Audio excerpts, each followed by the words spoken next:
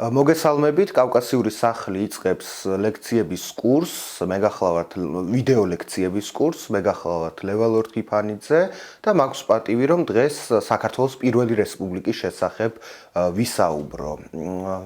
საქართველოს ძალიან დიდი გამოცდილება აქვს დემოკრატიული სახელმწიფოს მშენებლობის. რატომღაც ეს დაგვავიწყდა ჩვენ? იმიტომ რომ დემოკრატიული რესპუბლიკა საბჭოთა კავშირის დროს იყო სრულად დემონიზებული. არავინ არ საუბრობდა მის შესახებ. არავის სურდა იმ მენშევიკური, ეგრეთ წოდებული მენშევიკური გამოცდილების შესახებ მსჯელობა.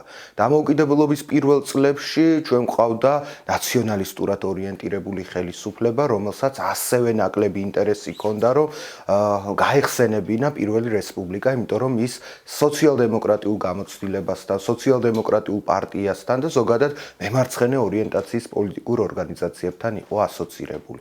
ასევე პრობლემა ჰქონდა შემდეგ ნეონომენკლატურულ ხელისუფლებას, ანუ საბჭოთა კავშირთან დაკავშირებული ელიტა დამოუკიდებლობის შემდეგ ხომ კვლავ დარჩა ხელისუფლებაში. მათაც არ აინტერესებდათ ეს თემა. მერე მოყვა სხვა ხელისუფლებები და მოკლედ ძალიან ცოტა დრო დარჩა საქართველოში მეცნიერებს იმისათვის, რომ ეს ეპოქა სრულყოფილად გამოეკვლია, თითოეული დეტალი საქართველოს პირველი რესპუბლიკისა აეხსნათ და გაანალიზებინათ. არა და ეს ძალიან საინტერესოა, იმიტომ რომ სამოქალაქო საზოგადოების, დემოკრატიული ცნობიერების, არჩევნების, პარტიების, პოლიტიკური სისტემების ისტორია, რომელსაც ჩვენ საქართველოს დემოკრატიული რესპუბლიკა გვინახავს, ნამდვილად გამოსადეგია დღევანდელი საქართველოსთვის, იმიტომ რომ ის გვაძლევს უამრავ მაგალითს, უამრავ პრეცედენტს თუ როგორ შეიძლება ააშენო ხალხის ნებაზე, ხალხის გამოხატვაზე, ხალხის ნების გამოხატვაზე დაფუძნებული სახელმწიფო. აქედან გამომდინარე, მე ვფიქრობ, რომ დღეს საქართველოს დემოკრატიული რესპუბლიკის გამოცდილების განხილვა თანამედროვე საქართველოსთვის არის განსაკუთრებით მნიშვნელოვანი. მე არ მაქვს პრეტენზია, რომ ვარ რაღაც სუპერ პროფესიონალი, მაგრამ მე მიყვარს ეს ეპოქა, მიყვარს ეს პოლიტიკური სისტემა, ვაფასებ მას და შემიძლია ჩემი მოსაზრებები მოკლედ სხვადასხვა თემატიკაზე, რომელიც უკავშირდება საქართველოს დემოკრატიულ რესპუბლიკას, გაგიზიაროთ. მოდით დავიწყოთ თავიდან. როგორ მოხდა საქართველოს დემოკრატიული რესპუბლიკის ჩამოყალიბება. ძალიან ბევრი ადამიანი ამბობს იმას, რომ აი ქართულ სოციალ-დემოკრატებს თუ მაშინდელი პოლიტიკური ელიტის წარმომადგენლებს არ სურდათ დამოუკიდებლობის გამოცხადება. ისინი იყვნენ მხოლოდ ინტერნაციონალისტები და მათ თვითონ ძალით გამოაცხადებინეს დამოუკიდებლობა რიგი ისტორიული პროცესების შემდეგ. მე ვფიქრობ, რომ ეს ცალსახად არასწორი პოზიციაა და ამის თქმის საფუძველს მაძლევს თვითონ მაშინდელი სანამ რესპუბლიკა შეიქმნებოდა, რესპუბლიკის შექმნამდე არსებული მოძრაობები, პოლიტიკურ პარტიების შიგნით შიდა პარტიული დაჯგუფებები, აი მათზე დაკვირვება მაძლევს ამის საფუძველს. მარტო მართველი პარტია რო განვიხილოთ ძვირფასო მეგობრებო. საქართველოს სოციალ-დემოკრატიული პარტიის შიგნით მხოლოდ და მხოლოდ ნაციონალური საკითხის შესახებ, ანუ ეროვნული დამოუკიდებლობის საკითხის შესახებ სულ მცირე 4 დინება არსებობდა. მაგალითად იყო აკაკი წერეთელი, რუსეთის დუმის ერთ-ერთი გამორჩეული წევრი და მთავარი ორატორი, რომელიც ცხადია, თავიდან ბოლომდე იდგა ინტერნაციონალისტურ პოზიციაზე. ის იყო რუსული პოლიტიკური ელიტის წევრი ადამიანი, მას არ სურდა საქართველოს დამოუკიდებლობა, ის ფიქრობდა მხოლოდ რაღაცა კულტურულ, ძალიან დაბალი დონის ავტონომიურობის შექმნაზე ქართველი ხალხისთვის. მაგრამ მის გვერდი იყო მაგალითად ნოე ჟორდანია, რომელიც ფიქრობდა, რომ აი მის წერილში ქართველი ხალხი და ნაციონალიზმი ამბობდა ესეთ რამეს, რომ აი ჩვენ ისტორიულ პროცესებს უნდა დავაკვირდეთ. მე მართალია ნოე ჟორდანია საკუთარ აზრს გამოხატავდა, რომ თვითონ არ იყო დამოუკიდებლობის მომხრე, ისიც მხოლოდ ავტონომიის იდეას, ისიც კულტურული ავტონომიის იდეას უჭერდა მხარს, მაგრამ იგი იყო ღია სხვა მოსაზრებების მისაღებად. იგი იყო ღია ისტორიული პროცესების, ასე ვთქვათ, ასასახად და ისტორიული პროცესების კვალს ამჩნევდა და ამბობდა, რომ თუ ჩვენ ისტორია გვიკანახებს იმას, რომ საქართველოს დამოუკიდებელი უნდა იყოს, ან ავტონომიური უნდა იყოს, იგი მზად იყო ეს წინადადება განეხილა და ამ წინადადებაზე დათანხმებულიყო. მაგრამ ეს იყო მხოლოდ ერთი დინება. ნოე ჟორდანია და აკაკი წერეთელი იყვნენ ინტერნაციონალისტები, მაგრამ ეს პარტიის უდიდესი უმრავლესობა არ ყოფილა. სოციალ-დემოკრატიული პარტიის შიგნით იყვნენ სხვა ძალებიც. მაგალითად, გავიხსენოთ საქართველოს დემოკრატიული რესპუბლიკის პირველი საგარეო საქმეთა მინისტრი აკაკი ჩხენკელი. აკაკი ჩხენკელი თავის არაერთ ნაშრომში ერი და ჩვენ და ასე შემდეგ აყალიბებდა პოზიციას, რომელიც იყო ასე ვთქვათ პატრიოტული. ზომიერი პატრიოტული პოზიცია და იგი ჯერ კიდევ უკანასკნელი მოწვევის დუმის წევრობის დროსაც კი იდგა აი ამ ავტონომიის და საქართველოს ასე ვთქვათ მომავალი დამოუკიდებლობის იდეაზე. ის ეროვნულ უფლებებს ქართველი ხალხის აღიარებდა და ის საკუთარი პარტიის შიგნით უმცირესობაში, უდიდეს უმცირესობაში ნამდვილად არ ყოფილა. მას ყავდა ძალიან ბევრი მომხრე და ასე რომ საქართველოს სოციალ-დემოკრატიული პარტიის შიგნითაც იყვნენ ძალები, რომლებიც ფიქრობდნენ საქართველოს დამოუკიდებლობაზე და ამ საკითხს აყენებდნენ შიდა პარტიული განხილვების დროს თუ საგაზეთო დისკუსიების დროს. და რაც მთავარია, ჩვენს პარტიას, სოციალ-დემოკრატიულ პარტიას, ანუ საქართველოს პირველ მმართველ პარტიას ყავდა უკიდურესად პატრიოტული ფრთაც. და ამის შესახებ რატომღაც ძალიან ცოტა საუბრობს, მაგალითად კახელი სოციალ-დემოკრატი ვლადიმერ დარჩიაშვილი გახლდათ ადამიანი, სხვათა შორის მან გამოუქვეყნა გალაქტიონ ტაბიძეს პირველი ლექსი თავის რევოლუციურ გაზეთში, რომელსაც ალიონი ერქვა და შემდგომ ახალი კვალი დაერქვა და ეს გაზეთები ალიონის და ახალი კვალიც იყვნენ საქართველოს დამოუკიდებლობის და უпростоრად ავტონომიის აპოლოგეტები. ასე რომ ჩვენ ვერ ვიტყვით ძალსახად იმას, რომ საქართველოს სოციალ-დემოკრატიული პარტია იყო მხოლოდ ინტერნაციონალისტური პარტია და მის შიგნით და მისი წევრები მხოლოდ საუბრობდნენ იმაზე, რომ საქართველოს უნდა ყოფილიყო დიდი იმპერიის ნაწილი, მას დამოუკიდებლობა არ უნდა მოეპოვებინა და ასე შემდეგ და ასე შემდეგ. რომ აღარაფერი აღარ თქვათ საქართველოს დემოკრატიული რესპუბლიკის ჩამომყალიბებელ სხვა პოლიტიკურ პარტიებს.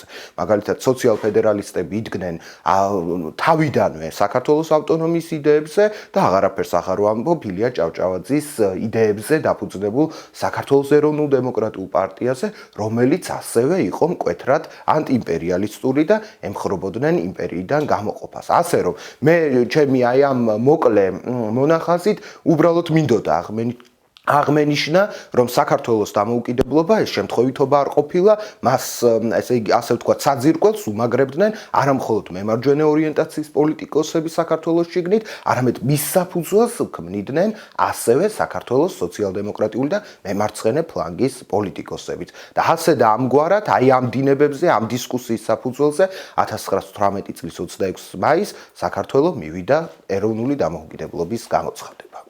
გადავიდეთ უკვე დემოკრატიული რესპუბლიკის პოლიტიკური სისტემის განხილვაზე. რა არის პოლიტიკური სისტემა? ეს ალბათ თქვენ ძალიან კარგად მოგეხსენებათ. პოლიტიკური სისტემა ეს გახლავთ იმ ინსტიტუტების გაერთიანება, რომელიც სახელმწიფოს მართვაზე, სახელმწიფოს სიცოცხლის უნარიანობაზე აგებს პასუხს. ძალიან საინტერესოა, როგორ ხედავდნენ მაშინდელი პოლიტიკური მოღვაწეები საქართველოს მართვის სისტემას, საქართველოს პოლიტიკური მოწყობის სისტემას. და ეს იდეები და შეხედულებები სახელმწიფოს და რესპუბლიკის მართვის შესახებ აისახა საქართველოს კონსტიტუციაში, რომელიც მართალია 1921 წლის 21 თებერვალს მივიღებთ, ოკუპაციამდე რამდენიმე დღით ადრე, მაგრამ მისი ძირეული პრინციპები ქვეყანაში 1028 დამოუკიდებლობის დღის განმავლობაში ხორციელდებოდა და რაც მთავარია, ეს საკონსტიტუციო კომისია, რომელიც მუშაობდა საქართველოს ძირითად კანონზე, გადაწყვეტილებებს დროდადრო იღებდა და დროდადრო კრავდა აი იმ ინსტიტუტებს, რომელსაც ქვეყანა უნდა ემართოთ. ასე რომ ჩვენ ამ კონსტიტუციის საფუძველზე ნამდვილად შეგვიძლია ვისაუბროთ იმაზე, თუ როგორ ხედავდნენ და როგორ ფიქრობდნენ, რომ ემართათ ქვეყანა საქართველოს დემოკრატიული რესპუბლიკის მესვეურებს და როგორ ახორციელებდნენ კიდეც აი ამ იდეებს, რომელიც ძირითად კანონში იყო ასახული. აი ძალიან საინტერესო შეკითხვა არის, რომელიც პირველი რესპუბლიკასთან მიმართებით იბადება და ეს მაშინდელ პრესაშიც იწერებოდა, ვინ არის უზენაესი ბატონი ქვეყნისა? ანუ ვინ არის მთავარი და წამყვანი ორგანო საქართველოს დემოკრატიულ რესპუბლიკაში? საქართველოს დემოკრატიული რესპუბლიკის პარტიების უდიდესი უმრავლესობა თანხმდებოდა ერთზე, რომ ქვეყანა უნდა ემართა საყოველთაო, თანასწორი, ფარული კენჭისყრის შედეგად არჩეულ პარლამენტს.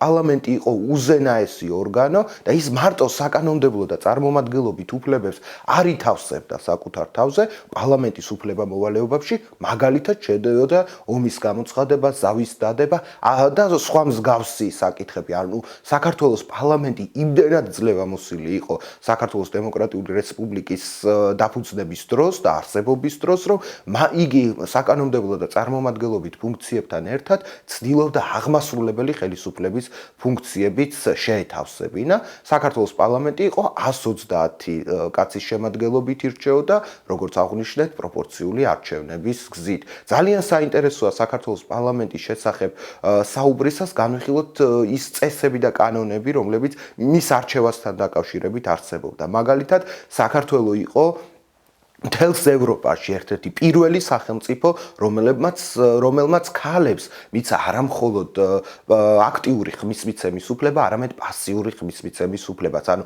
ქალებს არჩევნებში საარჩევნო ურნასთან მისვლის და ბიულეტენის ჩაგდების უფლების გარდა ჰქონდათ უფლებაც, რომ ყოფილიყვნენ საკანონმდებლო თუ თვითმმართველობის ორგანოებში არჩეულები. საქართველო იყო ევროპაში პირველი სახელმწიფო, რომელმაც 5 შესანიშნავ და ძალიან სერიოზულ მოაზროვნე ქალს გაუხსნა პარლამენტის კარები და საქართველოს დამფუძნებელ კრებას ყავდა 5 დეპუტატი ქალი და რაც მთავარია, ძალიან საინტერესოა ის, რომ აი ამ ქალებიდან მაგალითად ქალბატონი ჩიტო შარაშიძე, ქრისტინე შარაშიძე, სოციალ-დემოკრატიული პარტიის ერთ-ერთი წევრი, არა მხოლოდ რიგითი დეპუტატი გახლდათ, არამედ ის აირჩიეს საქართველოს დამფუძნებელი კრების პრეზიდიუმშიც კი.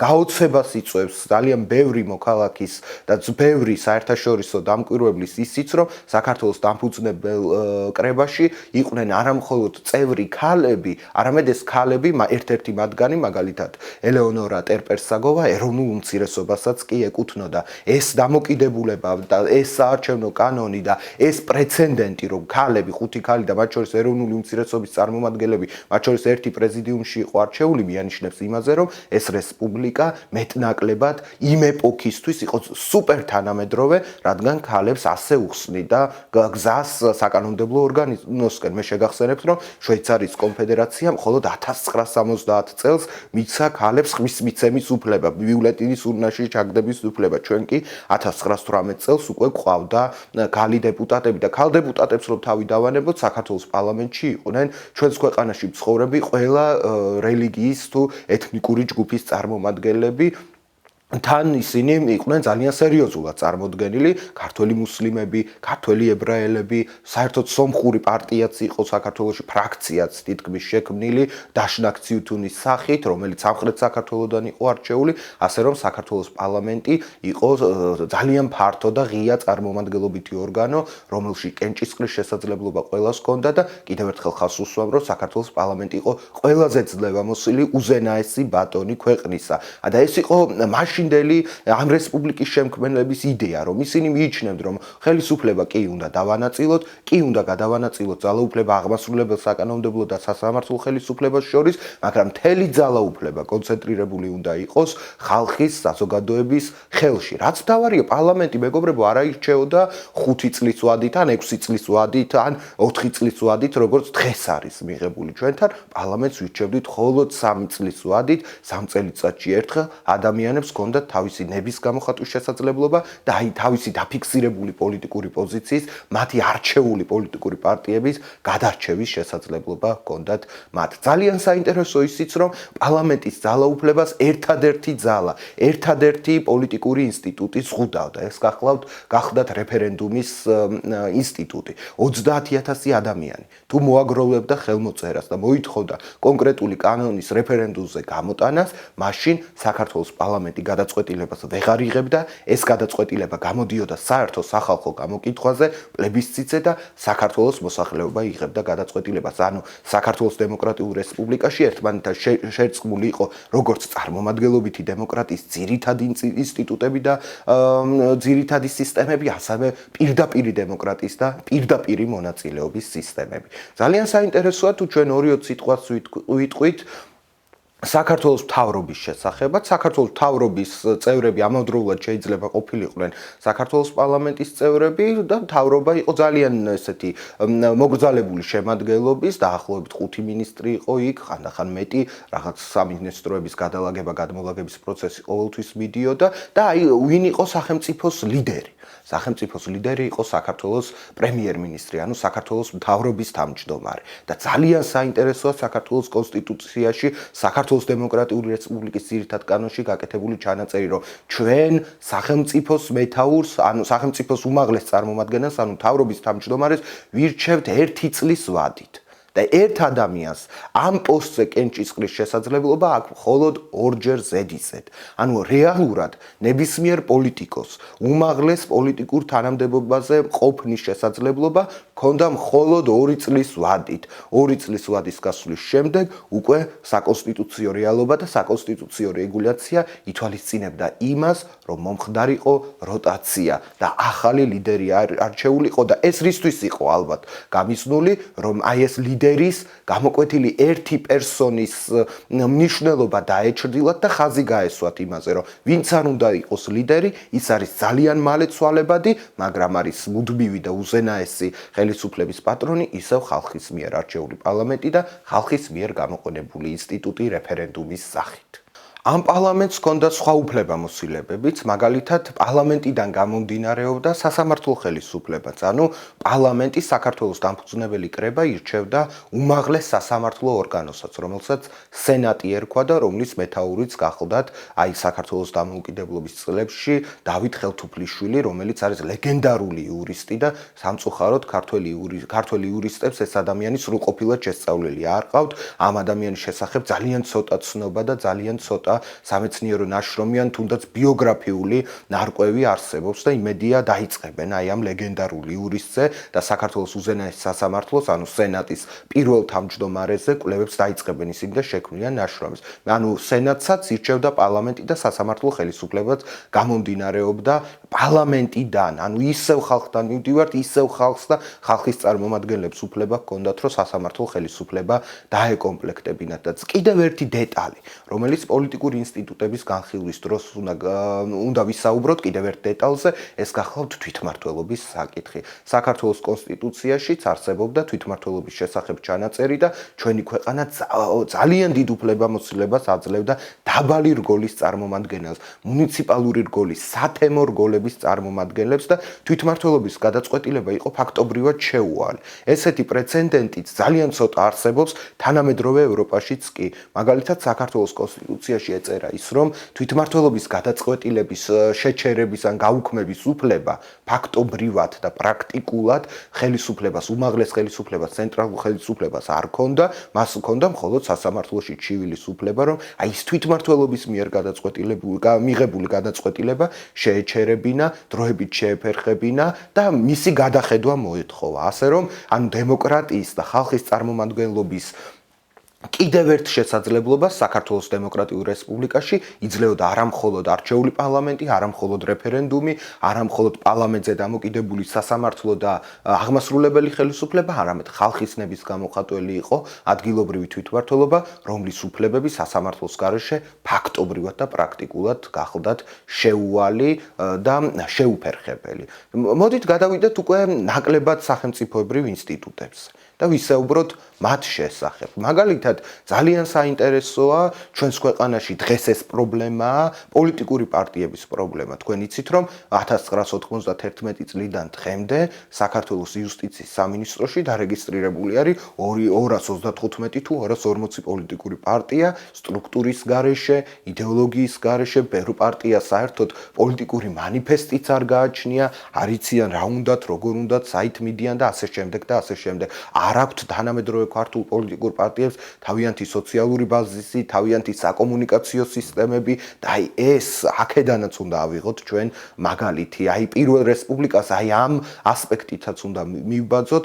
საქართველოს დემოკრატიულ რესპუბლიკაში ძალიან მაღალ დონეზე იყვნენ განვითარებული პოლიტიკური პარტიები. ამ პოლიტიკურ პარტიებს კი ყავდათ თავიანთი სოციალური ბაზისი, საკომუნიკაციო სისტემა, მმართველობის სისტემა და ასე შემდეგ. მაგალითად, საქართველოს მუშათა და საქმებულთა კლასის ძირითადი წარმომადგენელი და უფლებების დამცველი იყო საქართველოს სოციალ-დემოკრატიული პარტია, რომელიც უკვე ძალიან დიდი ხანი არსებობდა, ჯერ მესამე დასის სახით 1892 წლიდან, შემდეგ რუსეთის სოციალ-დემოკრატიულ პარტიას შეუერთდა და უკვე 1917-18 წლიდან მან თავისი დამოუკიდებელი სახე გამოყო. ეს გახლდათ უაღლესად ორგანიზებული პარტია, მას ჰყავდა წარმომადგენელი ყველა თემში და ჰქონდა, რა თქმა უნდა, თავისი რამდენიმე გამოცემა. ანუ საქართველოს პოლიტიკური პარტიების განხილვა მათი გამოცემების, მათი გაზეთების გარეშე არის ფაქტობრივად წარმოუდგენელი. 1918-21 წლებში საქართველოში პრესა იყო უაღრესად თავისუფალი, გამოდიოდა ათობით გაზეთი თუ ჟურნალი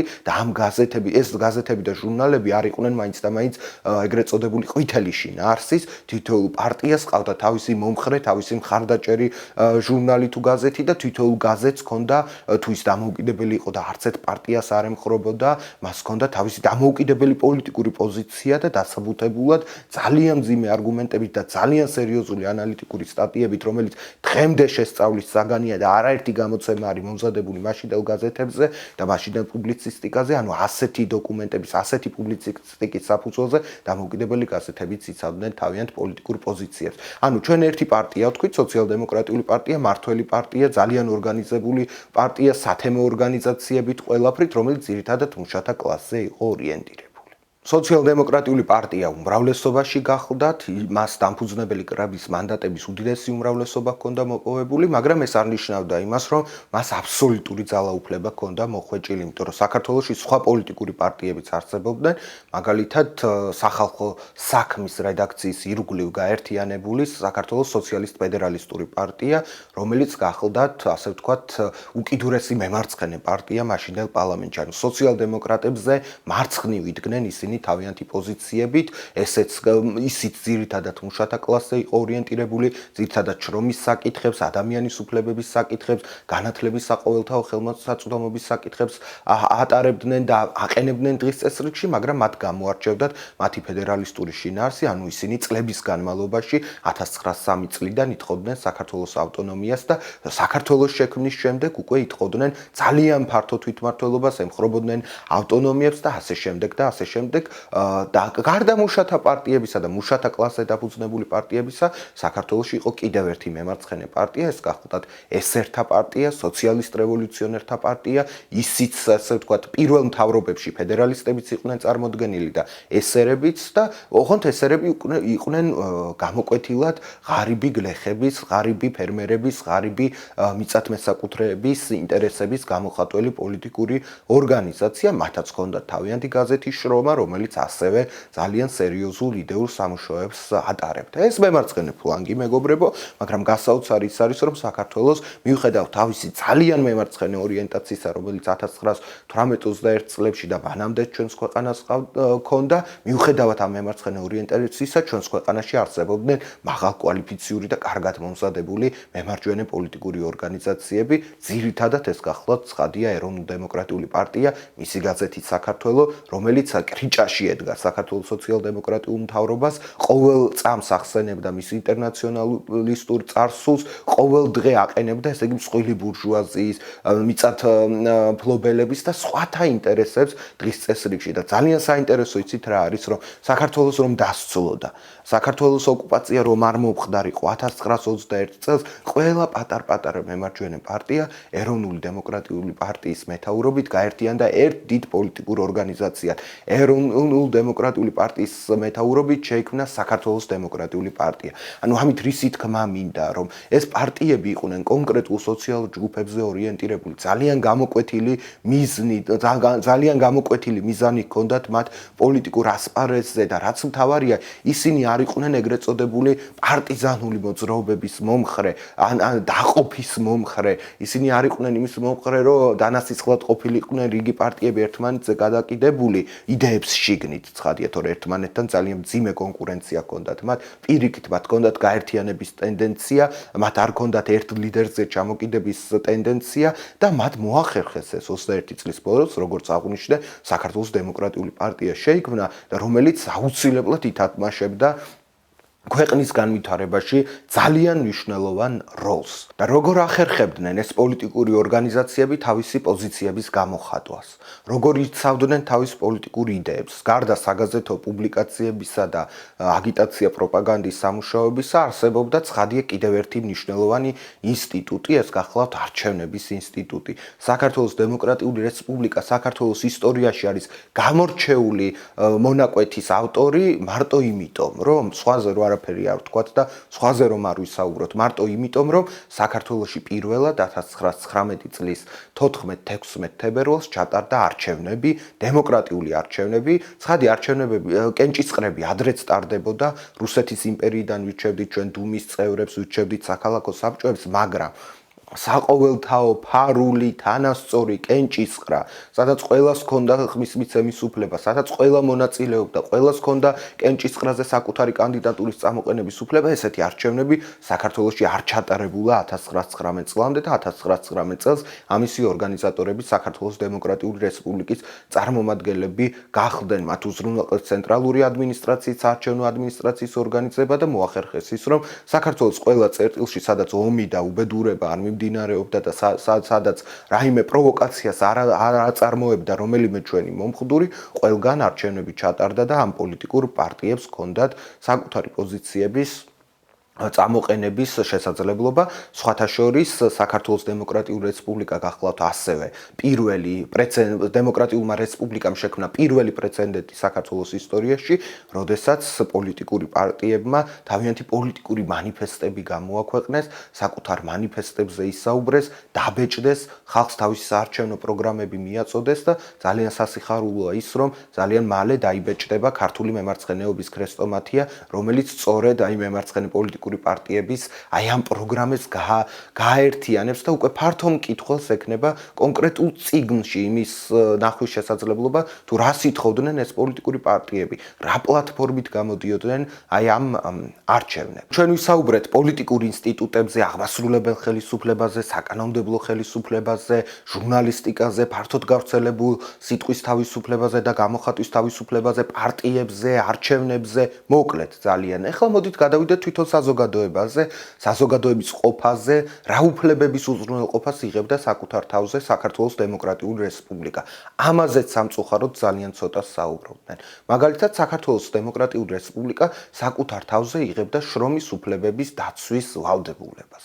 ეს დღევანდელ საქართველოშიც კი პრობლემაა. ქართული პროფკავშირები უკვე 2006 წლიდან მოყოლებული ითხოვს იმას, რომ ქვეყანაში აღდგეს შრომის ინსპექცია, რომელიც გააკონტროლებს იმას, თუ როგორ ექცევა დამსაქმებელი დამსაქმებულს და თუ ეს დამსაქმებელი მას იმონებს, ცუდად ექცევა, უსაფრთხოების პირობებს არ უზრუნველყოფს, არაადეკვატურ ხელფასს უხდის აი ამ დასაქმებულს, მაშინ ეს ინსპექცია ერევა, არეგულირებს ამ ურთიერთობებს, აჯარიმებს ამ დამსაქმებელს და ასე შემდეგ. ეს დღემდე კი საოცნებო არის თანამედროვე საქართველოსთვის, მაგრამ 1921 წელს მიღებულ კონსტიტუციაში და მანამდე მიღებულ შრომის კანონმდებლობაში ცხადია აი ეს უფლება, შრომის ინსპექციის უფლება, შრომის კონტროლის უფლება, ადეკვატური ხელფასის, ადეკვატური ანაზღაურების, ესე ვთქვათ, წესდება და ინიციატივა ჩვენს კანონმდებლობაში იდო. ამაზე საქართველოს დემოკრატიული რესპუბლიკის მესეურებმა იზრუნვეს და იგი იყო გარანტი იმისა, რომ ჩვენს ქვეყანაში შრომის უფლება არავის დაერღვია. ძალიან საინტერესო ჩანაწერი გახლავთ შრომის საკითხებთან დაკავშირებით ისიც, რომ სანიტარული ზედამხედველობა, შრომის უსაფრთხოების პირობების უზრუნველყოფა ასევე იყო კანონით გაწერილი და კანონი უზრუნველყოფდა ამ საკითხს და აი უმნიშვნელოვანესი გახლავთ ისიც, რომ საქართველოს დემოკრატიული რესპუბლიკა აი ამით გავს თანამედროვე ევროპას. აი სულ ცოტა ხნის წინ მიიღეს მაგალითად გერმანიაში გადაწყვეტილება 2013 წლის არჩევნების შემდეგ, რომ მინიმალური ხელფასი ქვეყანაში 1 საათზე ყოფილიყო 8.5 евро. ანუ ეს სულ ცინცხალი, სულ ახალი ინიციატივა, სულ ახალი კანონი, რომელიც თანამედროვე ევროპის ლიდერ სახელმწიფოში გერმანიაში მიიღეს. ეს მთლად ამ ფორმით და ასეთი სიმდიდრით მომცველი ფორმულირებით ეს არ იყო მიღებული საქართველოს დემოკრატიულ რესპუბლიკაში, მაგრამ ჩვენი ქვეყნის მეცნიერები მაშინ ამბობდნენ და ამას კონსტიტუციაშიც წერდნენ და შრომის კანონშიც წერდნენ, რომ საქართველოს სახელმწიფო არეგულირებს მინიმალურ ხელფასს. ანუ ადამიანს არ შეიძლება შენ როგორც დღეს საქართველოში მინიმალური ხელფასი უტოლდება 20 ლარს. ესე იქ არ ყოფილა მაშინ, ისინი ითხოვდნენ, რომ ადეკვატური ანაზღაურება ყოფილიყო და მინიმალური ხელფასის ცნება შემოქონდათ მათ კონსტიტუციაში და ესეც ნამდვილად მისაბაძი მაგალითი გახლავთ თანამედროვეებისთვის და აი ამ შრომის კანონმდებლობის მხრივ საქართველოს დემოკრატიული რესპუბლიკა იდგა თანამედროვე ევროპული სახელმწიფოების თვალის სწორს, მათ დონეზე იდგა, ასე ვთქვათ. ძალიან საინტერესო იყო განათლების კანონმდებლობაც და განათლების საკითხებიც, რომლებიც ასევე დემოკრატიული რესპუბლიკის მესვეურებმა დაარეგულირეს. განათლების თემასთან მიმართებით, მოდით დავიწყოთ ჯერ პირველდაწყებითი განათლებით, ესე უწოდებდნენ ამას, ანუ საშუალო სკოლები და სხვა ტიპის განათლება. დღეს შეიძლება ეს ჩვენ არაფრად არ გვეჩვენება, რომ სკოლებში სწავლა უფასოა, რომ წერა-კითხვა ყველა მიცის და ასე შემდეგ და ასე შემდეგ, მაგრამ თქვენ იცით, რომ მე-19 საუკუნის ბოლოს, მე-20 საუკუნის დასაწყისში საქართველოში მოქმედებდა წერა-კითხვის გამოცდილებელი საზოგადოება. ანუ ქვეყანაში არსებობდა რეალური წერა-კითხვის პრობლემა და ის არამხოლოდ ეს საზოგადოება არამხოლოდ წერა-კითხვის გავრცელებაზე მუშაობდა, არამედ ხსნიდა ყველა დაბაში, ყველა სოფელში, ყველა ისეთ ადგილას სადაც ადამიანთა გარკვეული წილის კონცენტრაცია ხდებოდა, იქ ხსნიდა სკოლებს, ბიბლიოთეკებს და ასე შემდეგ და ასე შემდეგ. მაგრამ საქართველოს დემოკრატიული რესპუბლიკამ აი ამ რეალობიდან გამომდინარე, მაშინ საკუთარ თავზე აიღო საყოველთაო, უფასო პირველდაწყებითი განათლების დაკანონების პასუხისმგებლობა. ანუ საქართველოს დემოკრატიული რესპუბლიკა თავისი არსებობის 3 წლის განმავლობაში ცდილობდა და ახერხებდა იმას, რომ ყველაზე მიყრუებულ ადგილასაც კი გაეხსნა სახელმწიფო სკოლა, იმ სკოლაში სწავლა უფასო ყოფილიყო და მოქალაქეებს ხელმისაწვდომობა ქონოდათ თუნდაც პირველად განათლებაზე, თუნდაც წერა-კითხვაზე, ასე რომ 1918 წლიდან წერა-კითხვის გამოცდილებელი საზოგადოება მარტო აღარ იყო, მას ქართული საზოგადოების გარდა უკვე პირველი ქართული დემოკრატიული რესპუბლიკაც ეხმარებოდა. ძალიან საინტერესო ასევე ისიც, რომ ეს რესპუბლიკა მხოლოდ განათლების გავრცელებაზე პასუხისმგებლობას არ იღებდა. საქართველოს დემოკრატიული რესპუბლიკა ამბობდა და თავის კონსტიტუციაში წერდა, რომ თვითმმართველობის ბიუჯეტებიდან, ცენტრალური ბიუჯეტიდან აუცილებლად უნდა გამოყოფილიყო თანხა იმაზე, რომ აი უღარიბეს მოწაფეებს ქონოდათ ასევე ასე ვთქვათ საკვების მიღების შესაძლებლობა ამ სკოლის დაწესებულებებში. ცხადია, ეს ძალიან რთულად ხორციელდებოდა, მაშინ უდიდესი ინფლაცია იყო, ძალიან უჭირდა ჩვენს ქვეყანას, მაგრამ მხოლოდ ამის დეკლარირებაც კი, ამის სურვილიც კი, ამის კონსტიტუციის დონეზე აყვანაც კი, მე ვფიქრობ, რომ არის ძალიან მისაბაძი მაგალითი და ამითაც საქართველოს დემოკრატიული რესპუბლიკა გავს იმ კეთილდღეობის სახელმწიფოებს, რომლებიც ევროპაში მხოლოდ 1960-იან წლებში 50-იან წლების ბოლოს ჩამოყალიბდნენ. შეუფასებელია ის წვლილი, რომელიც საქართველოს დემოკრატიულმა რესპუბლიკამ უმაღლესი განათლების განვითარებისთვის შეიტანა საქართველოში. მოგეხსენებათ, პირველი უნივერსიტეტი საქართველოში 1918 წლის თებერვალში დაარსდა, მაშინდელი ძველი სტილით იანვარში, მაგრამ მაშინ ჯერ საქართველოს დემოკრატიული რესპუბლიკა არ არსებობდა, მაგრამ როგორც კი საქართველოს დემოკრატიული რესპუბლიკა ჩამოყალიბდა მაისის შემდეგ, მან მიიღო კანონი იმის შესახებ, რომ თბილისის უნივერსიტეტი გამხდარიყო სახელმწიფო სასწავლებელი. მიიღო გადაწყვეტილება იმის შესახებ, რომ ტრადიციული პირდაპირი დაფინანსება ქონოდა აი ამ სასწავლებელს. მიიღო გადაწყვეტილება იმის შესახებ, რომ დღევანდელი უნივერსიტეტის პირველი კორპუსი სრულად გადასცემოდა ივანე ჯავახიშვილის მიერ დაარსებულ საუნივერსიტეტო საზოგადოებას. მიიღო გადაწყვეტილება იმის შესახებ, რომ ფაქტობრივად უფასოდ მომხდარიყო საუნივერსიტეტო ლიტერატურის ბეჭდა სახელმწიფო სტამბაში, მეტეხის ციხესთან იყო ეს სტამბა და რაც მთავარია, მიიღო გადაწყვეტილება იმისა, რომ ასევე გაჭირვებულ სტუდენტებს ქონოდათ შემწეობა და წარმოიდგინეთ, ეს ხდება 1918 წელს და ეს დღემდე საოცნებო არის. დღემდე ითხოვენ ქართული სახელმწიფო უნივერსიტეტები პირდაპირ საბიუჯეტო დაფინანსებას, მხარდაჭერას, ქონების გადმოცემას და ასე შემდეგ და ასე შემდეგ. 1918 წელს კი ეს ქონება მათ გადაცემული ჰქონდათ. მოდით მოკლედ გავჩერდები უნივერსიტეტზეც. ძალიან საინტერესოა საუნივერსიტეტო საზოგადოებისა და პოლიტიკური საზოგადოების ერთმანეთთან სიახლოვეც პირველი რესპუბლიკის დროს. მაგალითად, უნივერსიტეტის პროფესორი ექვთიმე თაყაიშვილი იყო საქართველოს დაფუძნებელი კრების პრეზიდიუმის წევრი. ანუ ერთ-ერთი წამყვანი პროფესორი ქვეყანაში იყო ამავდროულად ერთ-ერთი წამყვანი პოლიტიკოსიც დემოკრატიული რესპუბლიკისა. შალვან უცუბიძე, ასევე უნივერსიტეტის პროფესორი, გახლდათ საქართველოს დამფუძნებელი კრების სოციალისტ-ფედერალისტური ფრაქციის წევრი და პარლამენტში ერთ-ერთი გამორჩეული ორატორი, სხვათა შორის ერთადერთი ჩხუბი მოხდა დამფუძნებელი კრების პარლამენტში ბენიამინ ჩხიკვიშვილმა, თბილისის თავმა და ასევე პარლამენტის შემადგენლობაში ყოფნა პირმა ცემა ბატონი შალვან უცუბიძე თავისი ძალიან, ესე ვთქვათ, მკვეთრი და მახვილი სიტყვებისთვის. შალვან უცუბიძემ ქართულ სოციალ-დემოკრატებზე თქვა, რომ თქვენ ნაიო მას რო ჭიქით არ ახსვამდითო გადასახლებაში როდესაც იყავით და ისე ძალიან არ გეყვარდათ თქვენი ქვეყანა, თქვენი იდეები როგორც ჩვენო და ამან გამოიწვია ეს ერთადერთი კონფლიქტი და დაძაბულობა, რომელიც მაშინ დაფუძნებელ კრებაში არსებობდა. ივანე ჯავახიშვილი იყო საქართველოს საგარეო საქმეთა სამინისტროს და სხვა სამთავრობო უწყებების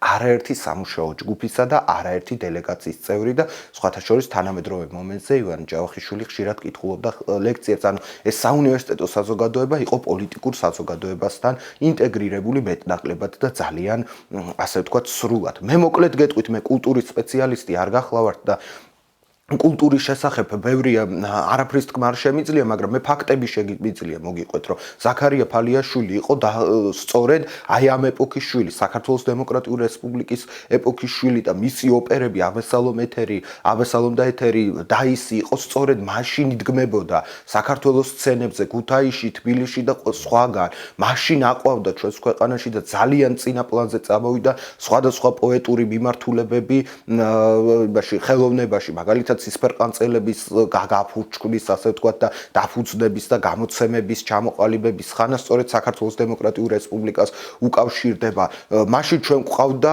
ასე ვთქვათ, თეატრის წარმომადგენლებიც ასევე ძირითადი ხელშეწყობა სანდრო ახმეტელს, მარჯანიშვილს და სხვებს ჰქონდათ პირველი რესპუბლიკის დროს და ასე შემდეგ და ასე შემდეგ. ჩვენ უამრავი მიმართულება შეგვიძლია გამოყოთ, ანუ პირველი რესპუბლიკის დროს მიუხედავად ქვეყნის სიღარიბისა, მიუხედავად ქვეყანაში არსებული ძიმე ეკონომიკური მდგომარეობისა, ჩვენ ვახერხებდით იმას, რომ თეატრშიც, პოეზიაშიც და სხვა მიმართულებითაც ყოფილიყავით მოწოდების სიმაღლეზე და ძირითადად აი ამ კულტურის სფეროშიც ევროპული მიმართულებები იყო ძლიერი და წამყვანი, იგივე ოპერის სახით, იგივე სხვათა შორის ეს გამოჩვა, რომ ეთქვა, რომ ფუტურისტები ჩვენ ყავდა, წარმოიდგინეთ, ფუტურისტები მთელი თავისი აღჭურვილობით, მთელი თავისი ბოჰემური ცხოვრებით თბილისის ქუჩებში ეს ფუტურისტები თავისი უცნაური ჩაცმულობით დადიოდნენ და თავიანთ იდეებს გამოხატავდნენ. კინოების გადაღებაც, სხვათა შორის და კინემატოგრაფის განვითარებაც ასევე არის საქართველოს დემოკრატიულ რესპუბლიკასთან დაკავშირებული. თუ არ ვცდები, ელისოც ის ცნობილი ქართული ფილმით იმ ეპოქაში არის გადაღებული და ეს ძალიან მისაბაძი მაგალითია. მოკლედ გეტყვით ბიზნესის შესახებაც და აი მდიდართა ფენის შესახებაც, რომელიც მაშინ დემოკრატიულ რესპუბლიკაში არსებობდა და ესეც უნდა გავითვალისწინოთ და ესეც ჩემი აზრით მაგალითად უნდა გქონდეს დღევანდელ საქართველოში. მაგალითად საუკეთესო ბიზნესმენის სახე ჩემთვის არის აკაკი ხოშტარია, მაშინდელი მეცენატი, ძალიან მდიდარი ადამიანი, ბატონი სარაჯიშვილის უახლოესი მეგობარი და მისი პირველი ნაბიჯი რა იყო? მან იცოდა, რომ საქართველოს დემოკრატიული რესპუბლიკის სათავეში არიან სოციალისტები. ისინი არიან მისი მტრები, არ მოწონთ მისი სიმდიდრე, მაგრამ ვინაიდან ამჩნევდა ამ დემოკრატიულ სისტემას, ვინაიდან ამჩნევდა საკუთარი ქვეყნის ეროვნულ დამოუკიდებლობას, ვინაიდან ამჩნევდა ხალხის ხელისუფლებას და პარლამენტს უზენაეს ბატონად ამ ქვეყანაში, იგი იყო ადამიანი, რომელმაც სამი გემი გადაცა საქართველოს სახელმწიფოს. გავიხსენოთ, რა ქვია, კიდევ ვინ იყვნენ მდიდარი ფენის წარმომადგენლები, საქართველოში იყვნენ თავადაზნაურობის წარმომადგენლები, ყოფილი თავადაზნაურობის წარმომადგენლები, მათი გადაწყვეტილებაც მისაბაძი იყო, ჯერ კიდევ საქართველოს ეროვნული საბჭოს არსებობის დროს, ჯერ კიდევ საქართველოს დამოუკიდებლობის სრული გამოცხადებამდე მათ მიიღეს გადაწყვეტილება და საქართველოს თავადაზნაურობამ თავის განკარგულებაში მყოფი ქონება, მათი მიწები, ამ მიწებზე არსებული ნაგებობები და ასე შემდეგ და ასე შემდეგ გადაცეს სახელმწიფოს, გადაცეს საქართველოს ეროვნულ საბჭოს, ანუ პროტოსახელმწიფო, სანამ შეიქმნებოდა დემოკრატიული რესპუბლიკა, მის მთავარ პოლიტიკურ გამოხატულ ორგანოს, ანუ ჩვენ სახელზე გვქონდა ის სახელმწიფო, სადაც მიუხედავად დაპირისპირებებისა, მიუხედავად კონფლიქტებისა, არსებობდნენ ჯგუფები, ბიზნეს ჯგუფები, დიდართა ჯგუფები, რომლებიც ასევე სახელმწიფოს ხელშეწყობისთვის და განვითარებისთვის ზრუნავდნენ და ბოლო დეტალიც მინდა გითხრათ, ჩვენთან ცოტა ხნის წინ ძალიან უდიერად მოიხსენიებდნენ საქართველოს დემოკრატიულ რესპუბლიკას, ამბობდნენ, რომ აი გაიქცა, გემზე ავიდნენ, მიატოვეს საქართველო და ასე შემდეგ და ასე შემდეგ. ცხადია, ამაზე შეიძლება მსჯელობა. ცხადია, ამაზე შეიძლება კამათი და ცხადია, ამ ქვეყნის მთავრობა იდეალური არ ყოფილა. მათ ჰქონდათ თავიანთი ფობიები, თავიანთი მინუსები, უშვებდნენ შეცდომებს, მაგრამ არ დაგვავიწყდეს იმას, რომ სრულიად დეზორგანიზებულმა ქართულმა ჯარმა, რომელიც სიმწრით ხდებოდა მისი შეკოწიწება. საქართველოს სახალხო გვარდიამ, რომელიც ძირითადად გახლდათ პარტიული დაჯგუფება და სოციალ-დემოკრატების პარტიული ჯარი იყო ფაქტობრივად, მოახერხეს ის, რომ 8 მიმართულებით, თუ არ ვცდები, არც დამითვლია, შეიძლება მეტიც არის, 8-ჯერ მოიგეს სამხედრო შეიარაღებული დაპირისპირება. მათ მოახერხეს თურქული არმიების გაყრა აჭარიდან და გურიიდან, ოზურგეთში იყვნენ ისინი შემოსულები, მათ მოახერხეს თავის დროზე აჯანყებული საბჭოთა პროვოკაციის ჩახშობა ოსეთში, თითქოს ეთნიკური ნიშნით, მათ მოახერხეს არაერთი სომხეთს მოუგეთ ჩვენ ომი 1918 წელს და ერევნის თავზე მთავარი სამხედრო სიძლიერები გვეჭირა ჩვენ მოახერხეთ მაშინ ის, რომ აფხაზეთის მიმართულებით აფხაზეთი და მისი ავტონომია საქართველოს ტერიტორიაში მოგვექცია და დენიკინის არმია, რომელიც სოჭამდე იყო მოსვლილი და საქართველოს ემუქრებოდა, მისი გაყრა, მისი უკუქცევა მოახერხეთ და ასე შემდეგ და ასე შემდეგ. საქართველოს თავისი არსებობის 1028 დღის განმავლობაში დემოკრატიულმა რესპუბლიკამ მოახერხა არაერთი სამხედრო შეიარაღებული კონფლიქტის გამარჯვება, მიუხედავად იმისა, კიდევ ერთხელ ვიმეორებ, რომ ის იყო ნაკლებად ორგანიზებული სამხედრო თვალსაზრისით, ჰქონდა პრობლემები, ჰქონდა ფინანსური სიდუხჭირე, ასე შემდეგ და ასე შემდეგ. მეგობრებო, ჩვენ გვაქვს უდიდესი ისტორიული გამოცდილება დემოკრატიისა. ჩვენ გვაქვს უდიდესი ისტორიული გამოცდილება ევროპული ღირებულებების რეალურ სივრცეში, ქართულ სივრცეში ადაპტირებისა. ჩვენ გვაქვს უდიდესი გამოცდილება სახალხო წარმომადგენლობითი მთავრობის შექმნისა, გვაქვს გამოცდილება თავისუფალი პრესისა, კულტურისა და სრულიად თავისუფალი თეატრის, ოპერის, პოეზიის, ასე შემდეგ, ბიზნესისა და სახელმწიფოს პარტნიორობის გამოცდილება გვაქვს ასევე ძალიან სერიოზული წარსული სამხედრო ორგანიზების ომებში გამარჯვების, რესპუბლიკურ ომებში გამარჯვებისა, ასე რომ ჩვენ არ უნდა დავიწყოთ ეს ეპოქა, უნდა ვიკვლიოთ მისი მინუსებიც და მისი პლუსებიც და გამოვიყენოთ ეს გამოცდილება და ამ გამოცდილების გამოყენების საუკეთესო მაგალითი არის ის, თუ ჩვენ დავაკვირდებით საქართველოს დემოკრატიულ რესპუბლიკას, როგორც ნამდვილად ხალხის მმართველობაზე დაფუძნებულ ევროპულ სახელმწიფოს, რომელიც თქვენმა წინაპრებმა ჩვენს წინაპრებმა ერთად შექმნეს.